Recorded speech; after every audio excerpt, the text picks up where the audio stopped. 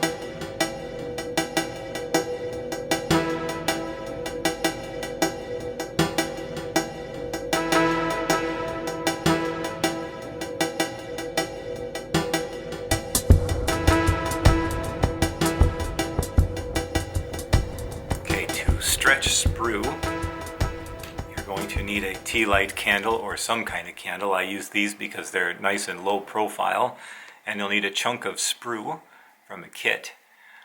This sprue I'm going to stretch with tan plastic that I had because I'm going to paint the stretch sprue brass and then cut it into tiny little pieces to make like spent shell casings. So when you use a tan color, that brass paint's going to go on in one coat and it'll be a lot smoother.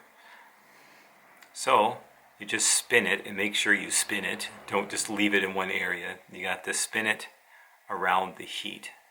And at some point it's going to get gluey. If you want a thicker rod, you start to stretch it earlier. If you want thinner, finer rod, you let it get even gloopier. But right now, you can see it's kind of become somewhat gloopy. I guess that's the word you'd use.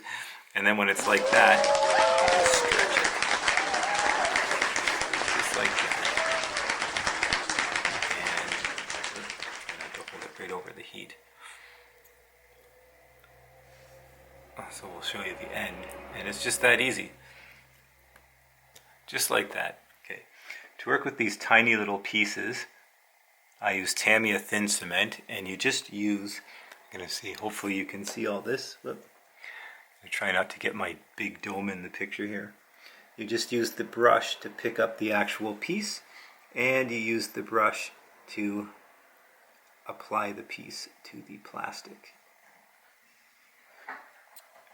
And then I'm going to dab in a bit more glue, just so that it stays, and then I'll use something like a dental pick to position it where it needs to go.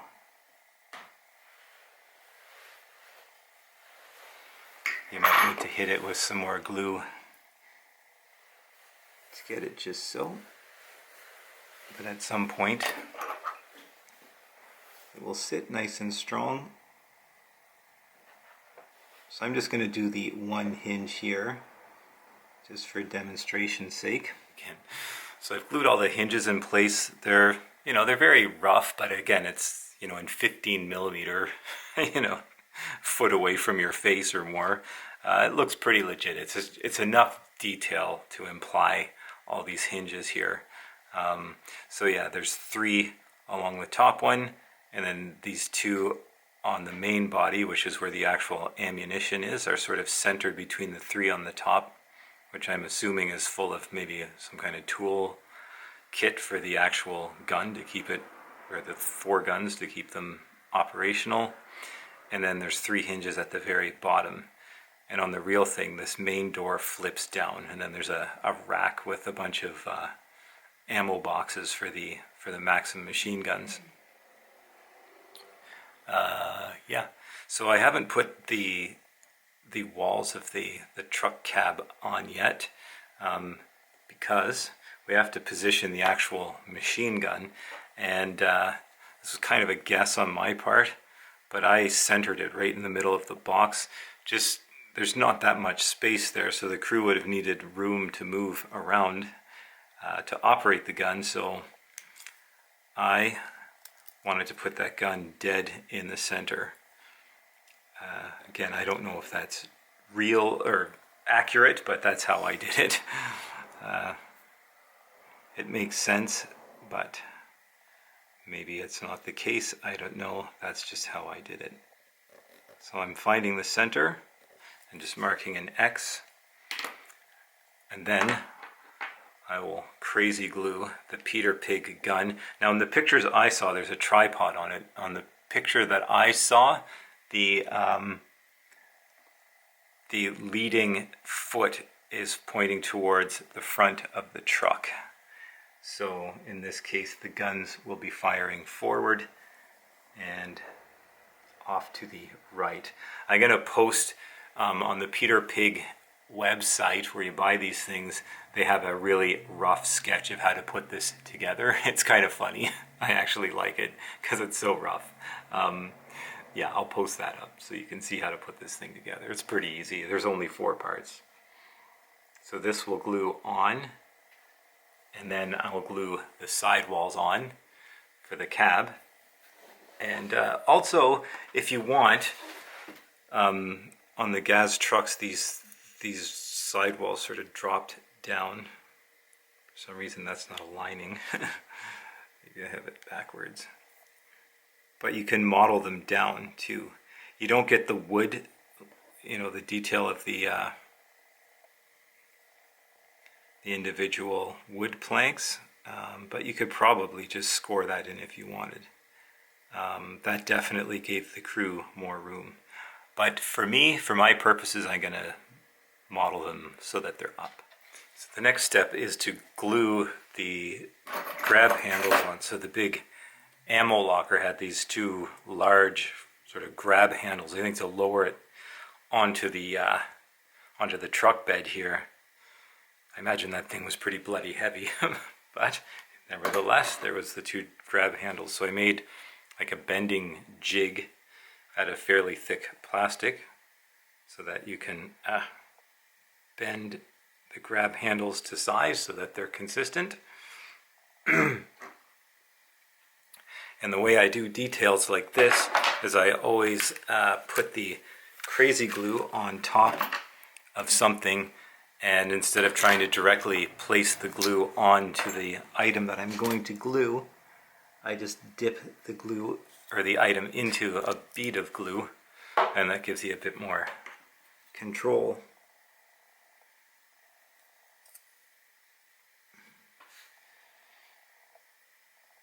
Get to tweezers, and see, we're just going to dip this in, get a good amount of the glue, line it up, and place it. The final step in construction is the machine gun crew. So these guys came with the Peter Pig quad Maxim AA aircraft mount. So the first thing I do is take a fairly aggressive file and file off the base that it's on. I get it close, and then I fine tune it with sandpaper. I just put some sandpaper flat on the table and just sand it like this until the feet are flat. And sometimes he stands up just on his feet because they're flat. Did the same with the gunner. Because I'm doing like Barbarossa era stuff, I like to use the M36 helmets on some of the guys, and they were often a mix of M36 helmets in the newer style. So I carefully cut off the head of the gunner, and I make like a pilot hole with a scribing tool. So I very carefully push it into the center so that I have a pilot hole, and then I use a 1.1 millimeter drill bit, and I drill in fairly deep because that'll just give more gluing surface to the pin. Now the actual pin on the head, I've bent it back so that the head will be looking up, because we do want our AA gunner looking towards the sky. And then I'll just crazy glue that into place. And then to paint, I've just made these little painting things. I think you've seen my video maybe on making your own painting stands. I just use a Flames of War base and a tube, and another piece of Flames of War base, and some sticky tack, and I just stick the figures on, spray them with the primer that I'm using, and just go ahead and paint. And that's what these M36 helmets look painted up. They were usually painted a different color, green, ZB or something like that.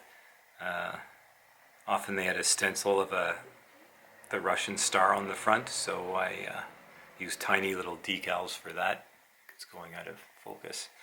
But yeah, the crew is done, and so then from there you just go on to the painting.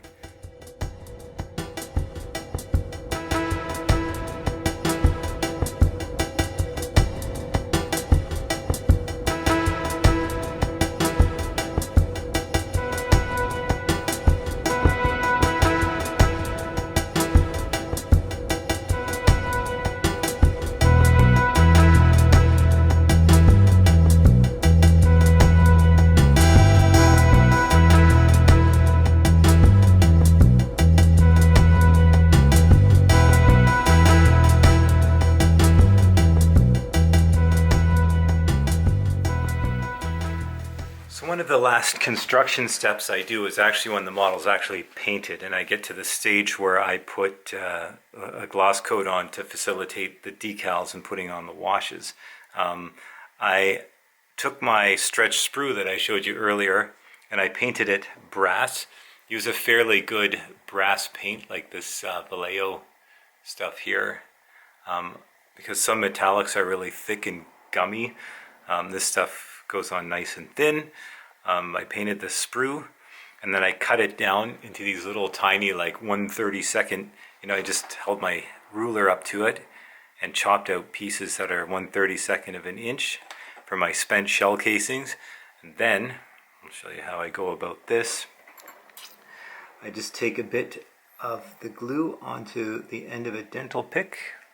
I squirted CA glue here, and I'm just going to pick up the spent casing and then place it in the back here, and it's already got like a gloss varnish on it for now. It's just Tamiya clear, so it's going to get a coat of matte later. So if you get some crazy glue here and there, it's not a giant issue. Have a couple different tools ready to help in case this gets squirrely. And here we have the final result, both painted and unpainted. This one, I got the idea for the camouflage scheme on our World Wide Web, doing a DuckDuckGo search. It was in, God, what was the name of, I think it was a Masterbox model of this, but in 1/35 scale. And the guy used a black and a light tan scheme. And I just replaced that with the 6K and 7K scheme. But I like the sort of amoeba shapes. So yeah, that's it. Hopefully you enjoyed the video, and maybe you'll make yourself some of these Gaz AAA Maxim AA, now that's a mouthful, trucks. So stay tuned for more fun-loving miniature dork universe. Bye for now.